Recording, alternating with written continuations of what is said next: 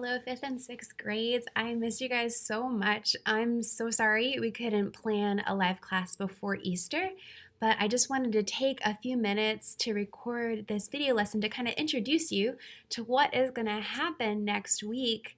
Next week, starting this coming Sunday, April 5th, is Holy Week.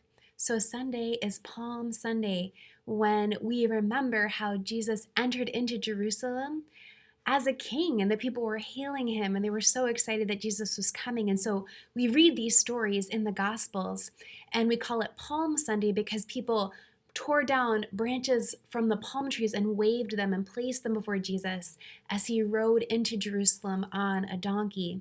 And so it was a very special moment, and it begins what we call Holy Week, which is the most sacred, the most special Holy Week for us as followers of Jesus during the whole year. Because during Holy Week, we remember what Jesus did for us, how he suffered and died and then rose from the dead.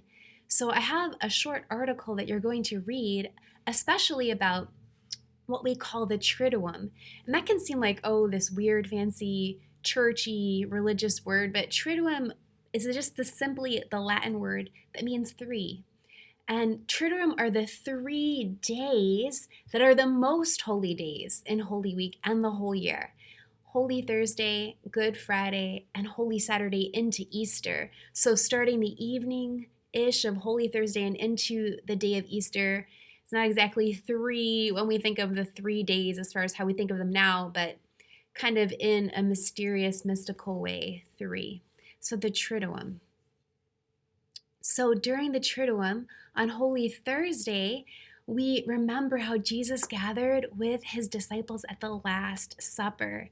And the Last Supper is this incredible moment where Jesus celebrates a Passover meal, just like Moses celebrated with the Israelites before they were freed from the slavery of Egypt. But at that Passover meal that Jesus celebrates, there is no lamb, because Jesus is the Passover lamb who's going to sacrifice himself for us.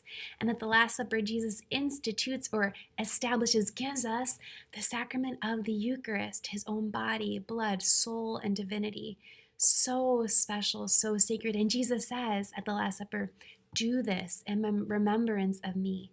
Do this in remembrance of me. And so Jesus wants us to have the Eucharist, to celebrate the Mass. And I know right now, because of the quarantine, because of the pandemic, we can't have Mass. We can't go to Mass.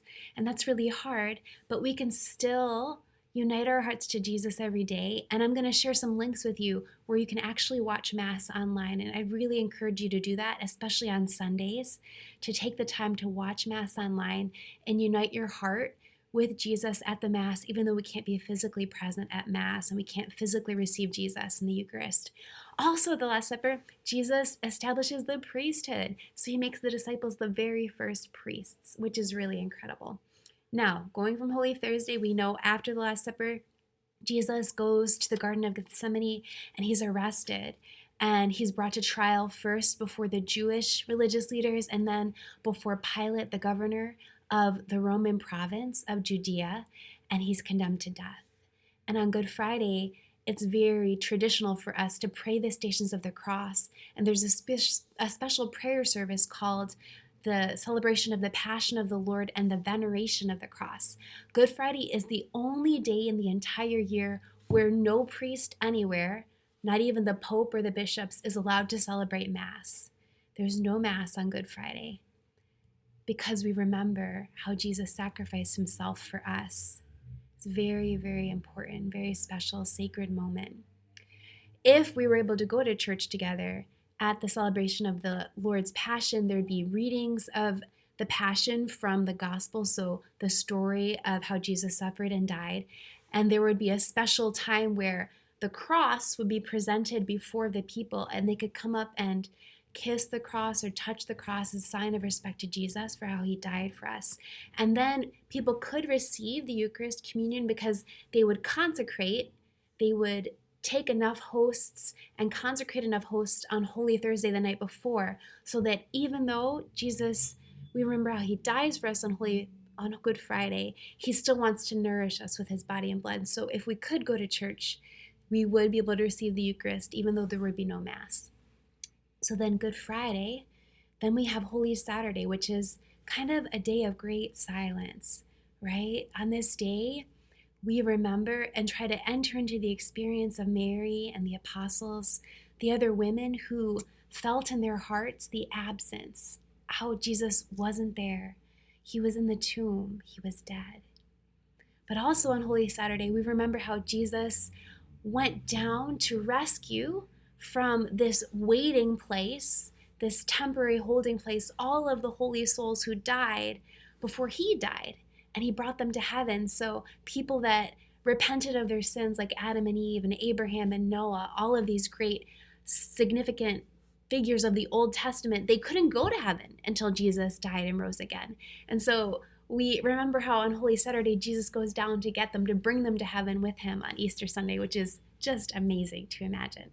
And then on the night of Holy Saturday, we have what's called the Great Easter Vigil, which is the longest and most special celebration of the liturgical year. It can take 3 hours, which seems really long, but if you kind of enter into it, it's totally incredible. It starts with this celebration of light, where usually outside the church, they have this huge fire that's lit, and they pray special prayers over it. They throw incense in it and talk about how Jesus is the light of the world. And they have this special candle called the Paschal candle. It's really big. We usually have it in our churches all year. It's usually lit all throughout Easter, and then if there's a baptism. And so the Paschal candle is lit from this great fire outside and carried into the dark church. And every person that's there will get to have a small candle.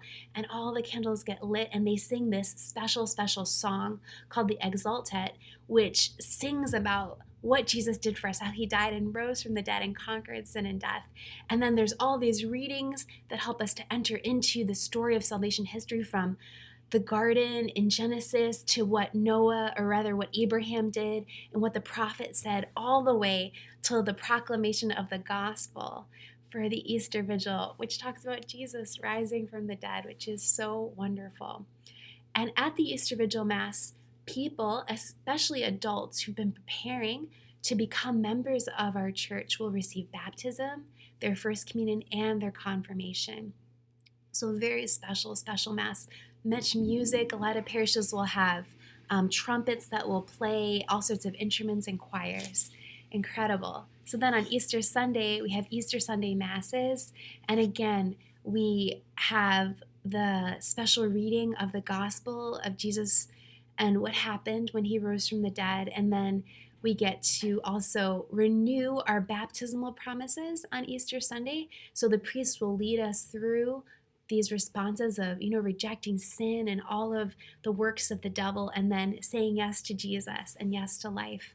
Of course, receiving the Eucharist at Easter Sunday Mass. So Easter, Holy Week, the Triduum, the most special time of the year. And friends, even though we can't go to church this year, there are ways that we can unite our hearts to Jesus by watching Mass online, by praying the Stations of the Cross, by reading from the Bible, by making what's called a spiritual communion, where we ask Jesus to come into our heart in a special way. So I'll post those resources for you during Holy Week in the next couple of days so that you can take advantage of those too. Please know that I'm praying for you. I miss you guys so much. I can't wait to see you again. And after our spring break, we'll have some live classes. But please pray for me. And in our hearts, we're united as we stay close to Jesus. Bye.